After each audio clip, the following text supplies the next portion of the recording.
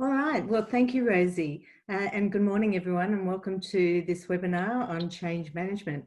I'm delighted to be here, and as usual, working with CTO is always a great experience and so on. What we're working through today is the change management, which is a really hot topic, as you can imagine. It is such an important topic for organisations and individuals at the moment, due to all the changes that we've been impacted by as a result of COVID-19. But not just COVID-19, there were so many changes through globalisation, rapid technology, constant disruption, a whole range of things that I'm sure you're all very much aware of. This program that I'm delighted to be introducing, Change Management, covers 4 key areas. When you'll be doing this program, you'll be looking at facing change, you'll be working on understanding change, leading change, and also creating a change action plan. All very, very practical strategies. This webinar I'm going to cover up on 3 key areas. Now, these 3 key areas are areas that I'm very passionate about when it comes to change management. What I see out in the workplace is so many organisations focus on the analytical side of the change. But unfortunately, they don't focus on what I believe, and a lot of people through research believe is the more important, and that is the psychological and emotional side of change. So I'm going to focus on looking at concepts about resistance to change, also people's emotional responses to change, and also to provide you with a couple of models based on these areas, and one particular model at the end too that is getting you thinking about how you engage individuals in change. And the reason for this is I see, let's say an organisation's putting in a software change, so the focus is on that software change. But the interesting thing is you have to get the people motivated to want to change. And if they're not motivated to change, then they will most definitely resist it. And so let's have a look at that. We want to pay special attention to the emotional case for change, not just the analytical one. You'll hear me saying that a couple of times throughout. But let's think about what holds people back. And we're not just talking about other people, we're talking about you, me, and so on. What holds people back with change? And I'm going to look through 4 key areas. The first one is mindset. Now, I don't know about you, but in a lot of organisations, people's mindset can definitely hold us back. And there's been a fair bit of research done on this, and people are saying that we are grooming professional skeptics when it comes to change. And that's an interesting concept. And basically what that is they are risk adverse with change because of what's on the line for them. I'll leave that there and let you think about that, because we'll be pursuing that further in the program. Another one is that they are absolutely frightened of the unknown. And consequently, that holds them back. Now, you can see with the COVID situation, that most definitely is holding a lot of people back because there's the unknown. Until we know what we're going into, it's very hard to move forward. The other thing is, and I'm sure you have experienced this, I've experienced it so many times in my travels and my consulting days, and that is when we ask people what they think about something new or a new idea, 9 out of 10 times they will respond by saying what they don't like rather than what they do like. Surely that holds people back. And as leaders, as managers, we need to be able to work out how can we shift that mindset so that it's more positive. Another thing is assumptions. We make a lot of assumptions. As soon as there's a change that's being put forward in a workplace or in our personal life, we'll make assumptions. And you'll probably hear people say, oh, we should do it this way. It has always worked this way. We need to work on it this way. Okay. Because they're assumptions based on the past rather than the future. And assumptions hold us back. So we need to manage that as leaders. Another thing to consider with resistance is change fatigue. I hear it all the time. Oh, everyone's fatigued, change fatigue, and so on. Consequently, just that in itself is holding people back and making them resistant. So, constant change, we're fatigued, and so on. So, it's quite a negative thing. And what we need to do is make sure from the top down that we work with people to get them involved in the change so they feel as though they're making the decisions and part of that change rather than being imposed on them. And a final one in this resistance to change is it's called emotional contagion. You've probably heard of it. And this is where emotions can be contagious. And so if you imagine someone who's negative to a change or positive to a change, that can rub off on other people. And so it's like a virus. It's contagious and can go from individuals to teams throughout the whole organization. And so we need to manage that. So it's not just managing the emotions of people within our team and our peers and so on, it's also managing our own and being very much aware of what that is. So this leads me to a model called the innovation adoption model. This is Rogers created this model in 2014. I'm just going to share my screen and show you the actual model.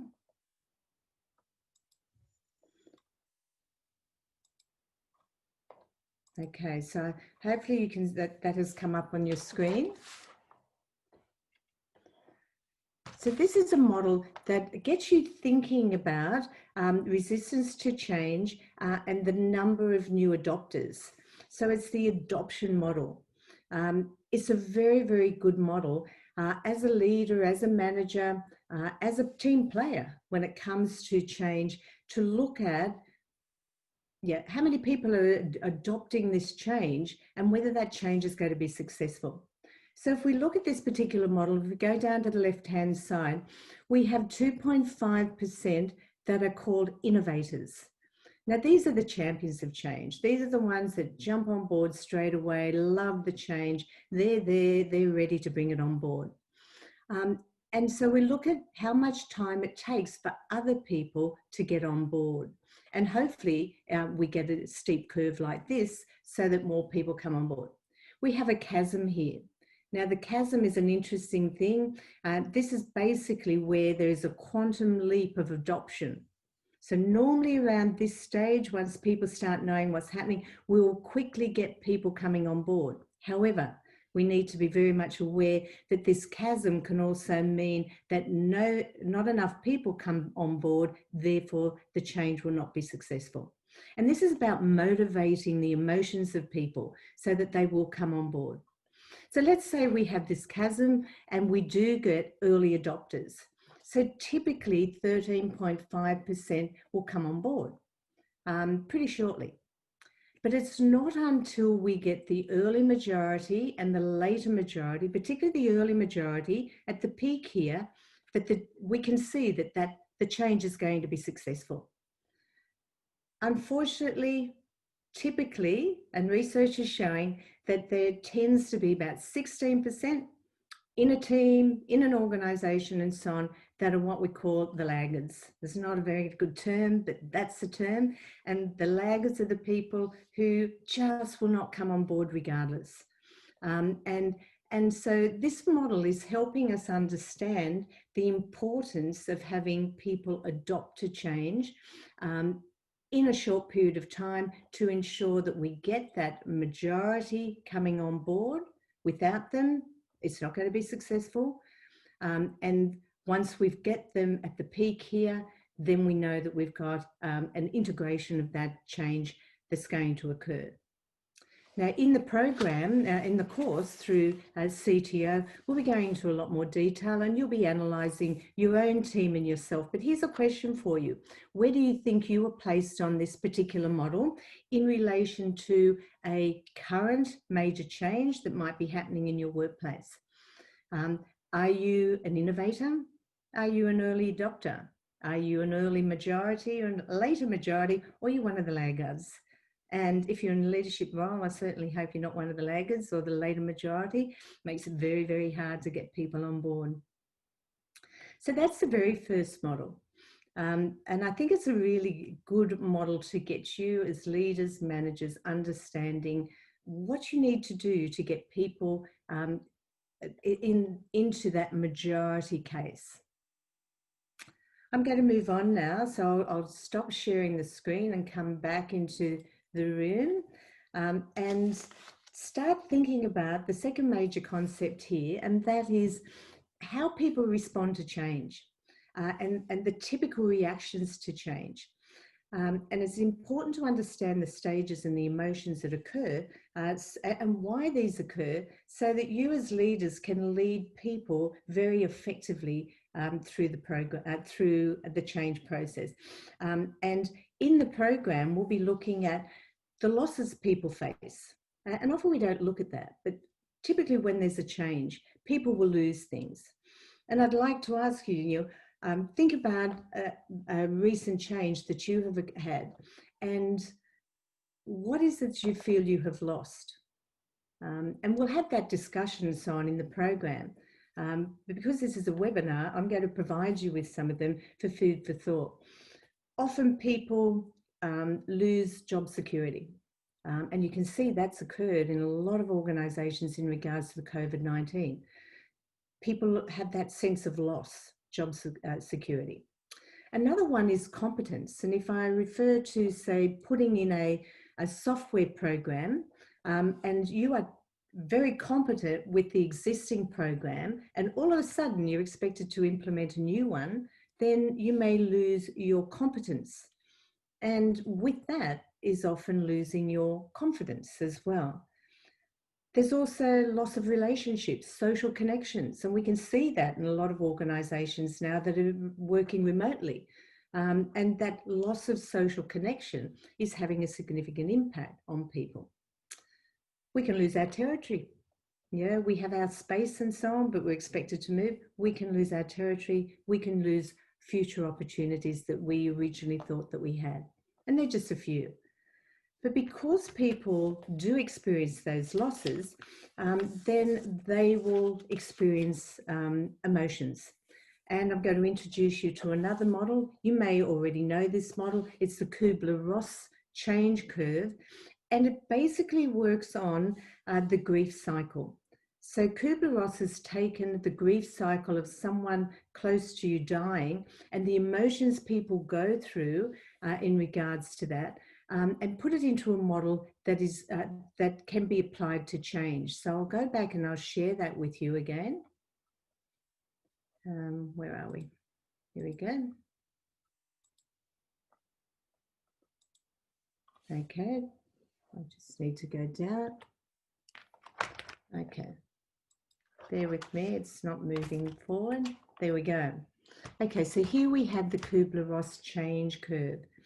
And we have a time factor here and the morale and the confidence, which is basically the emotions. And you can see throughout here, we've got shock, denial, frustration, depression, experiment, decision, integration. Now we go into detail in this in the program, but very, very briefly, this is what this model is showing, that with a change process, individuals react differently. It is not saying that everyone will go through this entire thing or stay in any of these emotions for the same amount of time. Everyone is an individual, everyone reacts differently depending on how much control they feel they have in the change, what losses they've experienced and so on. So as a manager, as a leader, it's very important that you are able to identify where the individuals are at to be able to support them. Over on the right-hand side, you can see the colours of strategies aligned to the actual emotions. So if we look at, we have a change process that occurs in the work environment. If we say COVID-19 in your particular workplace, there might be shock, surprise at the event. But how long people stay in that emotion depends on the individual. They could go very quickly into the denial stage where disbelief, they're looking for evidence that it isn't true. So things go on as normal, they just ignore it and so on. And this is where you as a leader needs to create an alignment and get them a bit more on board. They might then go into frustration, recognition that things are different. Some people can become angry, but not all. This is an individual thing. And so at this stage, we want to maximize the communication to make them feel less frustrated so that they understand more. Then they can go into the depression stage. We hope that people don't stay there too long, but some might. Let's try and move them on with a spark of motivation. They then start seeing the light at the end of the tunnel, that things are going to be different. And this is where they experiment and start new things. But as a leader, you need to make sure that they have the capability to do that. And so that might be some training, development, and so on to help them achieve that.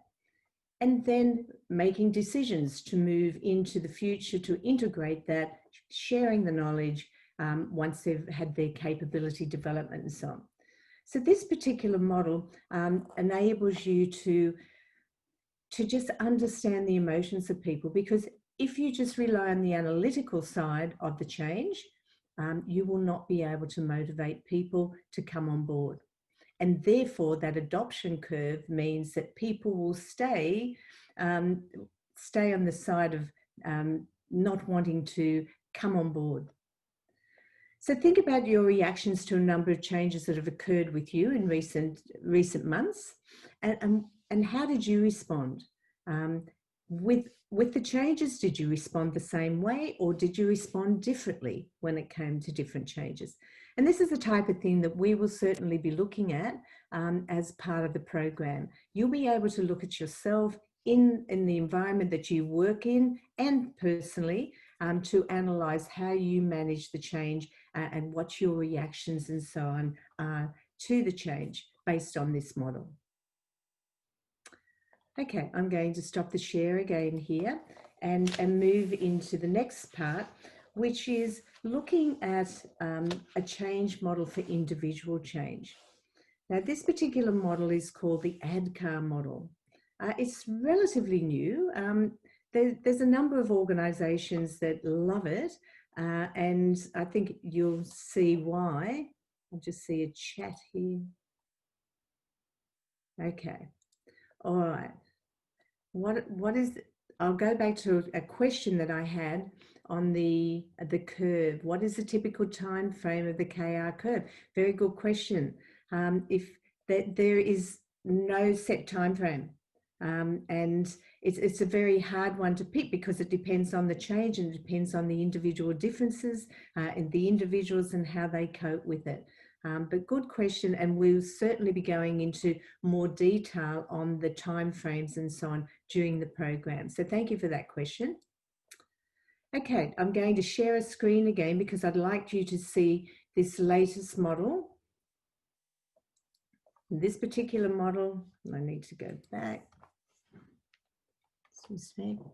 Okay, some of you may have experienced this model. As I said, it's relatively new, and it's one that is being adopted by a lot of organisations who realise that if you're going to make a successful change, you can only make it with individuals being involved. So the acronym ADKR, awareness of the need for change. People need to be aware of the need to change. There needs to be desire to support and participate in the change. So there needs to be that burning feeling that people want to be involved in that change. There needs to be knowledge of how to change. So that means they need to have all the detail. They need to have the knowledge that they need so that the unknown is not there. The ability to implement the change and then to reinforce, to sustain the change. And to give you an example, so many of us like to think that we want to improve our exercise. So we're going to change our regime and we're going to exercise more. So let's use this model with that particular thing. So it's a simplified thing, adding an exercise regime to our already busy lifestyle. So if we look at the A, awareness. Are you aware of the need to change? And it could be things like, articles or TV reports that describe the benefits of a healthy lifestyle and so on. So we've got that awareness. We know we need to change. The desire. Do you have the personal motivation to start exercising? Awareness will not be enough to make the change. So you need to make a personal decision to engage in this change based on your own unique motivations. So having that desire. Do you know how to effectively and safely exercise? And so getting that knowledge, and so it may be that you get a personal trainer and so on, and you gain that knowledge through someone like a personal trainer or going to a gym or something that will provide you with that knowledge. Can you actually put this into practice? Knowing how to do something and being able to do it is very different. You may need to rearrange other commitments and so on to have the ability to be able to implement that change. And also reinforcing to sustain the change. How can you reinforce that? Maybe it's like a reward, having a buddy or something that's around that will keep reinforcing how effective that change is.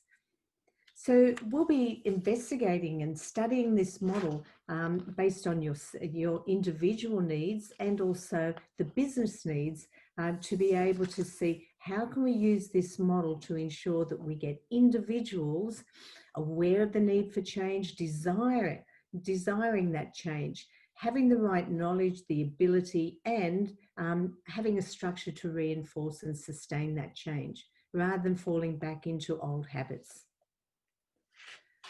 So they're the models that I'm introducing you to, and I'm going to leave you with one thought. Some of you may have heard of the rider and the elephant. I think this is a fantastic analogy that we've got a rider on an elephant. Now the rider represents the analytical brain, the rational brain, and the elephant is the emotional side of things. Now think about what I was saying about so often organizations focus on the analytical side of the change and don't focus on the emotional side. Now, in this case, let's say the rider's taken the elephant along a pathway that they've done for months. And all of a sudden the rider decides, no, we need to change this. We need to go another way. Now, what do you think? A 6-ton elephant over a rider? Who do you think is going to win unless they've motivated the elephant? Now, the concept here, and we'll go into a lot more detail in the actual course, it is we need to direct the rider so that the rider has clarity of where they are going. We need to motivate the elephant, that 6-ton elephant, because if we can't motivate the elephant, then think about that adoption curve we looked at. It's not going to happen. But we also need to shape the path. And that is making sure that we get rid of the obstacles and we make it very clear as to the pathway where we're going. And there's a lot of readings on this particular rider and the elephant. And I really encourage you to have a look at that before you come on the program because it's really good for discussion. And it gets you thinking about how important it is to pay attention to creating an emotional case for change, not just an analytical case for change. And finally, because we're going through change so much, and we've all experienced lately, and some people get uncomfortable with change. I think we need to get comfortable being uncomfortable because that's going to be happening in the future. However, you come to our CTO training program on managing change, and that will certainly mean that you're much more comfortable with having strategies, processes, concepts, and so on to use to ensure that you are very comfortable with the way change is occurring, and you focus on motivating the elephant, directing the rider, and shaping that pathway. Thank you for joining us today. I look forward to seeing you in the future.